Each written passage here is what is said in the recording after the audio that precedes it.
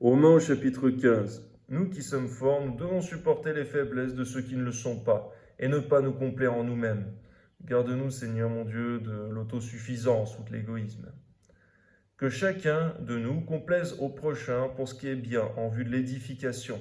Car Christ ne s'est point complu en lui-même, mais selon qui est écrit, les outrages de ceux qui t'insultent sont tombés sur moi. Or, tout ce qui a été écrit d'avance l'a été pour notre instruction, afin que par la patience et par la consolation que donnent les Écritures, nous possédions l'espérance. Donne-nous de lire abondamment ta parole, Seigneur mon Dieu, pour que nous possédions non seulement cela, mais toutefois l'espérance. Amen.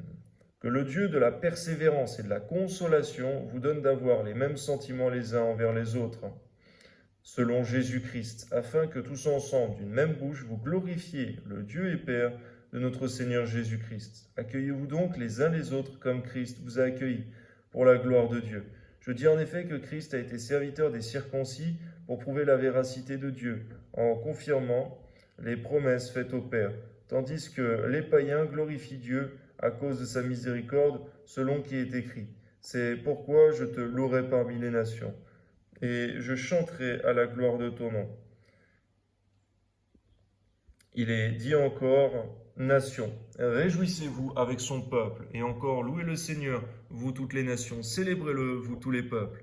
Ésaïe dit aussi, il sortira d'Isaïe un rejeton, qui se lèvera pour régner sur les nations. Les nations espéreront en lui. Que le Dieu de l'espérance vous remplisse de toute joie et de toute paix dans la foi, pour que vous abondiez en espérance par la puissance du Saint-Esprit. Pour ce qui vous concerne, mes frères, je suis moi-même persuadé que vous êtes pleins de bonnes dispositions, remplis de toute connaissance et capables de vous exhorter les uns les autres.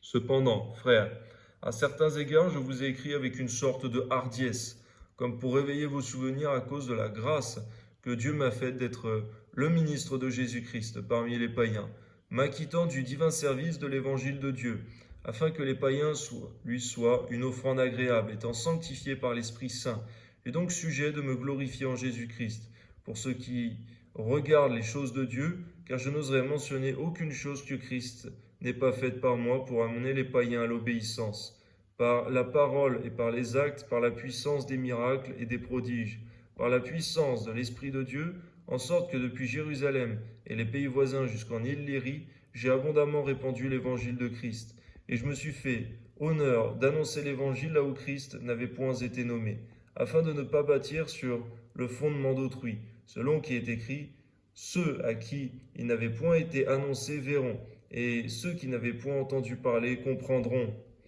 C'est ce qui m'a souvent empêché d'aller vers vous. Mais maintenant, n'ayant plus rien qui me retienne dans ces contrées, ayant depuis plusieurs années le désir d'aller vers vous, j'espère vous voir en passant, quand je me rendrai en Espagne, et y être accompagné par vous, après que j'aurai satisfait en partie mon désir de me trouver chez vous. Présentement, je vais à Jérusalem pour le service des saints, car la Macédoine et l'Achaïe ont bien voulu s'imposer une contribution en faveur des pauvres parmi les saints de Jérusalem. Elles l'ont bien voulu, elles le leur devaient. Car si les païens ont eu part à leurs avantages spirituels, ils doivent aussi les assister dans les choses temporelles. Ton nom soit béni de nous assister les uns les autres dans les choses temporelles, dans les biens, Seigneur mon Dieu, et dans les denrées alimentaires, Seigneur, afin que personne ne soit dans le besoin. Amen.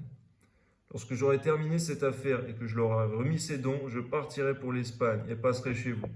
Je sais qu'en allant vers vous, c'est avec la pleine bénédiction de l'évangile de Christ que j'irai. Je vous exhorte, frères, par notre Seigneur Jésus-Christ et par l'amour de l'Esprit, à combattre avec moi en adressant à Dieu des prières en ma faveur, afin que je sois délivré des incrédules de la Judée, et que les dons que je porte à Jérusalem soient agréés des saints, en sorte que j'arrive chez vous avec joie, si c'est la volonté de Dieu, et que je puisse jouir au milieu de vous de quelque repos. Que le Dieu de paix soit avec vous tous. Amen. Gloire à Dieu.